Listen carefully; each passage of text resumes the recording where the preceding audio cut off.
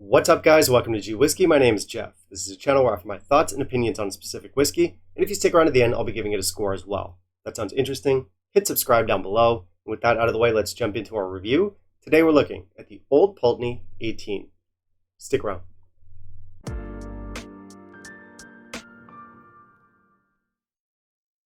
So we're looking at an Old Pulteney today. This is part of an ongoing series that I'm doing where I'm looking at a bunch of 18-year-olds that I've got on the shelf.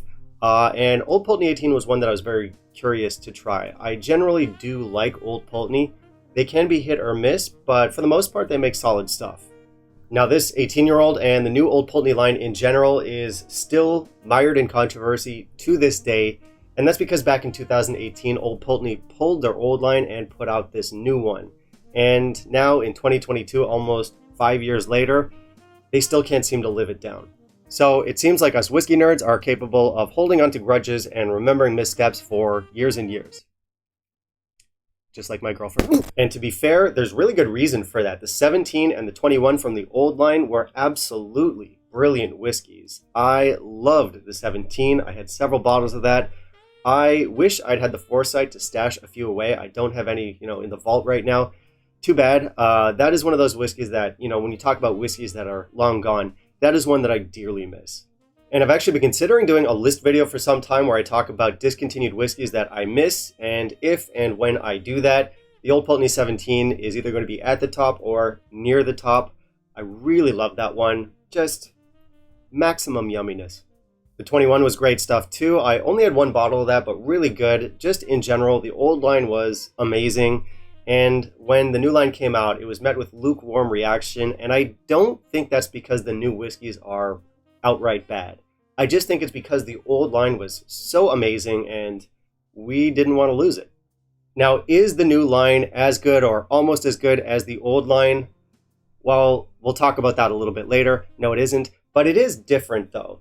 They swapped out the old 17 for the new 15, and they swapped out the old 21 for the new 18. And both the new 15 and the new 18 have a sherried influence. This one in particular was finished in Oloroso sherry butts. I don't know if they were first fill or not, but I'm going to assume they weren't, and I don't know the duration of the finish either.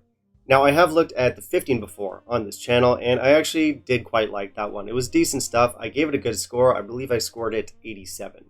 And this one conceivably should be better. It is older, and as it follows, it's more expensive, so we'll find out a little bit later if I think it's worth spending the extra money on. For now, let's jump into the review, and in the meantime, if you could kindly leave a like down below, that'd be greatly appreciated. For our specs, this one has a healthy ABV of 46%. Now, I don't know if it's chill filtered, and I don't know if it's colored. They make no mention of it on the box or on the label. The color does look natural enough, but if you guys know anything about that, do let me know down below in the comments. So you can take a look at our color there. I like Old Pulteney bottles. I think they're very distinctive. They're shaped like a still. It hasn't changed in ages. It's definitely one that stands out on the shelf. A lot of people do prefer the older look. I'm indifferent. Overall, it's not a favorite, but it's a cool enough look. We'll give it 4 out of 5 for presentation. Nothing about color or chill filtration. We do have some basic tasting notes there. We talk a little bit about the maturation. Double matured in ex-bourbon and Spanish oak casks. Overall, our information could be better. There is room for improvement, but the look is okay. I did not add water. Let's try our nose. So we do get that Old Pulteney coastal character here. It's not as forward as it used to be when we had the old line, but it is still there. So we're talking like buttery, salty, coastal notes. There's sherry behind all of that. There's red apples, there's green apples, stewed fruits, there's brown sugar, there's cinnamon. And we have a big pistachio note in here. It's nice. Now our palate.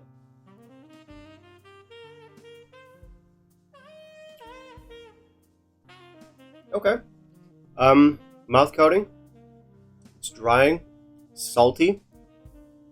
We do get the sherry influence in here, but it's not too forward. I'd say the sherry and the bourbon influence are kind of like 50-50. Oak. There is a floral cologne type note in here. There's green apples. There's starfruit in here. There is a faint musk to it, and again, a gentle nuttiness. And now our finish.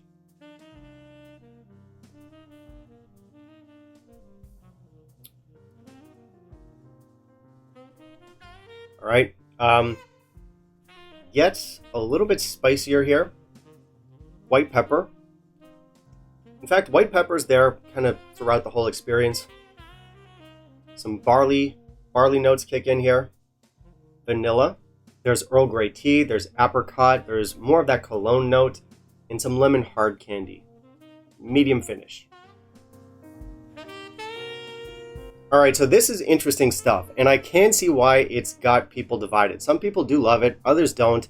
It's not a whiskey that's going to be for everyone. It's definitely not perfect. In my opinion, it is an interesting and delicious dram, though. So let's start by talking about what I like in this. And to be fair, there is a lot to like here. Now, before we jump into flavors or anything like that, I'm going to start by saying that this is very characterful stuff. Nothing about this whiskey is generic or boring. It does its own thing. And I honestly can't think of any other 18-year-old that I could compare this to.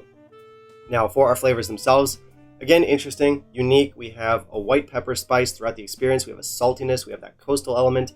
So our Old Pulteney character is still very much there.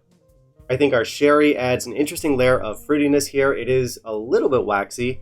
We have that sour green apple note, which is interesting. We have the Earl Grey tea note. We have the floral cologne type notes. So there's a lot going on here. And for the balance, I would say that sometimes it's perfect. And then sometimes the balance is a little bit wonky. That seems to be a matter of what mood my palate is in. But wonky or not, this one is just so characterful and interesting that it always keeps me engaged. But I will say that that sour green apple note, sometimes it is a little bit too sour, a little bit too forward. And other times I feel like it offers the perfect counterbalance to the sweetness. So again, very mood-based. That makes this whiskey a little bit hard to pin down.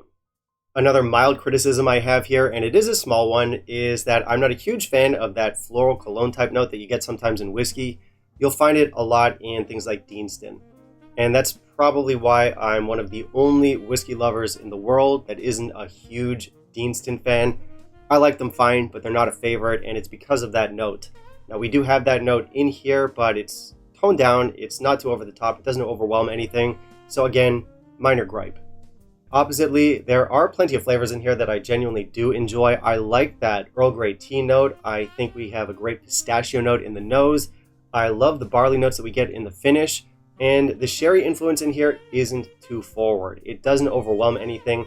We still have some of the brighter elements that I think this brand does so well.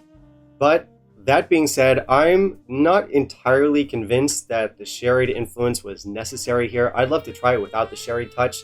Now, the sherry doesn't ruin it, and it does add some interesting elements. But no one's going to convince me that Old Pulteney isn't at its best when it's a predominantly bourbon-forward maturation. And I know the Old 17 that I love so much did have a sherried element, but it was like 90% bourbon matured and 10% Oloroso and PX matured.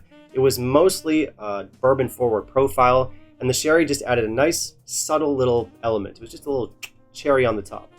Anyway, all that aside, we have some wonderful complexity in this whiskey. You could absolutely spend some time exploring it. We have all the nuance, all the layers, all the depth that you would want from a good 18-year-old. So again, there's a lot to like in this, just in case I'm coming off too harsh. So at the end of the day, I really do like this whiskey, although I do think it's somewhat flawed. So I'm going to land on an 87 for my score, and that actually hurts a little bit. Like, this should have a higher score. We have so much character, so much complexity. There's a lot going on with this whiskey that 87 feels low, but that's where we are. Also, another consideration is that we do have the 15 on the market. If you remember, I scored that one an 87. I like it about the same. Now, the 15 is long gone. I finished it ages ago, so I haven't had the opportunity to do a side-by-side. But going off of memory, the 18 strikes a lot of the same chords as the 15. And it seems like Inverhouse, which is the brand's owner, has a bit of a problem with their 18-year-olds. It feels like they're not doing enough to differentiate their 18s from their 15s. As I said, this one is not different enough and not better enough than the 15 to justify the jump in price, and it's not just Pulteney. I have a Speyburn 15 on my shelf. I haven't reviewed it yet. That review is forthcoming. But excellent 15-year-old. I haven't had a bottle of the 18-year-old, but I have sampled it, and same story. It's not different or better enough to justify the price hike. I also recently looked at Ball Blair 15, another great 15-year-old. Now, I can't comment on the 18 because I haven't had it myself, but I have read a bunch of online reviews that basically echo the same sentiment I feel towards the Speyburn and the Old Pulteney, which is the 15 is the one to go for. Again, that 18 is one I haven't had, so take all that with a grain of salt, but yeah, it does seem like Inverhouse has a bit of a problem. A lot of their 18-year-olds aren't a big enough step up in quality compared to the 15s, and a lot of people think the 15 is sort of the sweet spot. It's the magic spot in the line. So there's definitely a theme emerging. I don't know what can be done about that, but there you go. And I'm saying this as a consumer and as a fan of pretty much all the Inverhouse brands. I like all of them. I like Old Pulteney, I like Speyburn, I like Ball Blair. I love a knock. A knock gets a free pass. They don't have a 15-year-old, but anyway, that's a thing. Now you know about it. For our 18 here, it's a good whiskey. It's too expensive. Let's talk about value. So if you didn't glean it from my little rant, I think the 15 is the better value buy. I like the 15 as much as this one. This one is good. It might have a little bit more going on in terms of complexity in the 15, but considering the bump in price, it doesn't make sense. And to be clear, this is an interesting and delicious whiskey. It's just not the best value in the range. I would still recommend getting your hands on a sample if you can. It is definitely worth checking out. Like I feel like I'm coming off too harsh on this whiskey. It's fantastic stuff. All right, that's going to be it for me today, guys. Thank you very much for watching. If you want to help support the channel, please consider becoming a patron. Otherwise, you can like, comment, and subscribe. Always appreciated. I do want to hear your thoughts on Old Pulteney 18. Do you think it's worth the money? Do you think it's as good, or do you think it's better than the 15? Tell me your thoughts on that one. Also, down below in the comments, you can let me know what you want to see me review next. And I'll keep it in mind for my upcoming videos. Bye, guys.